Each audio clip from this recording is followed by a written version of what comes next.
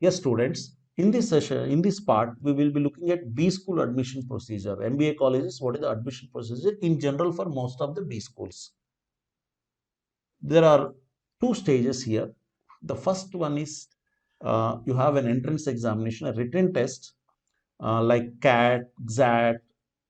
I'll come back to those. What are those different entrance examinations? So first you have to clear the entrance examination and get shortlisted for stage 2. And what is the what as I said, I'll come back to these entrance examinations a little later. And next one is stage 2 will be you have group discussion, writing assessment, and personal interview. Here a few B schools have got both group discussion and writing assessment tests. Some of them have only one of them. They will have either group discussion or writing assessment. Only a few B schools have both of them. Some of them, instead of a group discussion, they may have something called jam session, just 10-minute sessions. They may ask you to speak extempore. So these are all, different extempore, jam, group discussion. These are all things that test your uh, ability to present a particular topic in, with proper logical skills there. Next, writing assessment test also does the same thing, but it is in the written form there. And of course, personal interview to every B school will have a personal interview where your personality in terms of your thought process, what you're being, what have been your past achievements, what is your career goal, all these things will be, I mean, what is that you're looking from B school, and why you are coming to an MBA college, all that will be discussed in this personal interview.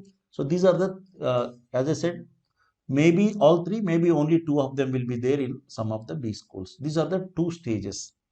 Apart from that, and before that, one more thing I would like to tell you is, and those of you are preparing for B school admission, normally people only prepare for this entrance examination at this point in time.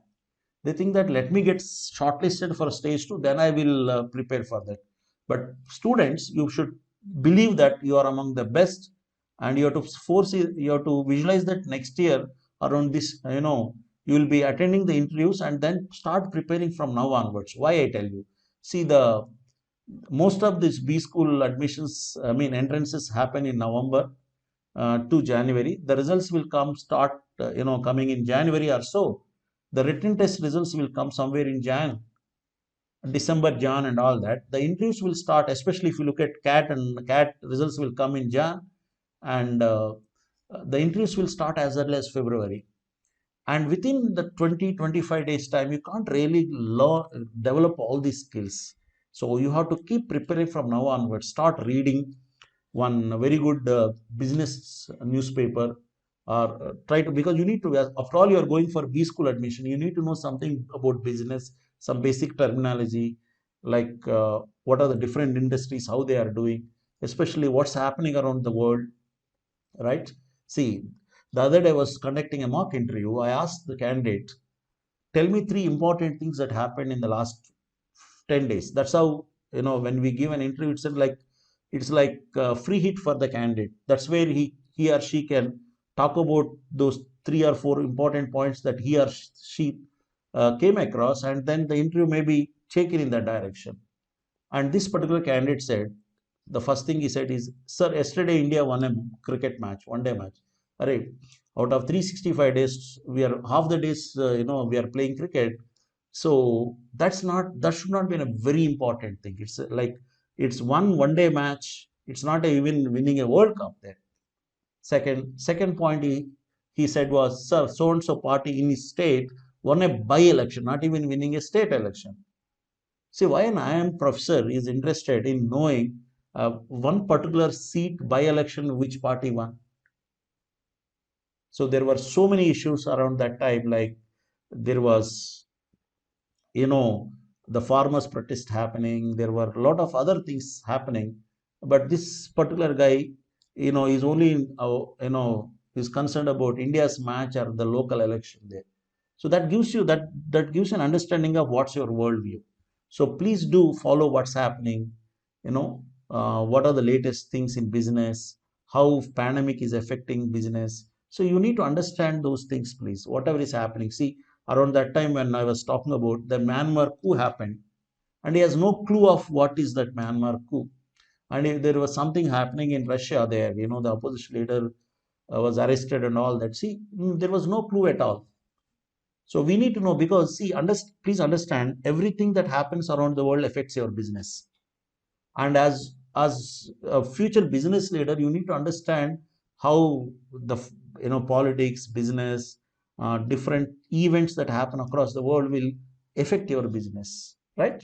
So try to start reading, follow some important national, international events. Suppose recently the Suez Canal, the ship got stuck, how it affected business, what is the history of it. So please try to update yourself in that. So try to have a much larger worldview there, right? Okay. And uh, apart from this, there are a few other factors that also add weightage to your overall selection. What is this? Your past academic performance. Your starting from 10th, 12th, graduation, what's your academic performance? That also adds a few points. If someone has a great academic record, it's good. What if someone doesn't have a great academic record? Nothing to worry. Nothing to worry.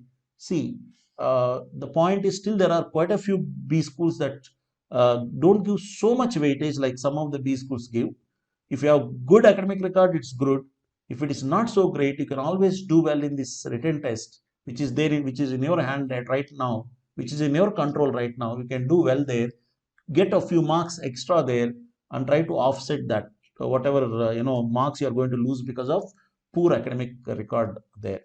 Similarly, work experience. If you are a working guy, a few points are added. So that this is one question that I keep getting from my students. They say that, sir, is that you need to have definitely work experience to be there in IIMS? Not necessary. If you have work experience, you get a few points. But if you look at more than 50% of the batch, the entire admissions that happened in the last year in IIMS are freshers. They don't have work experience. So the freshers are more than the guys who have got work experience in most of the B schools. So please remember, if you have that, it's good. If you don't have, you can always do well here and score those extra points.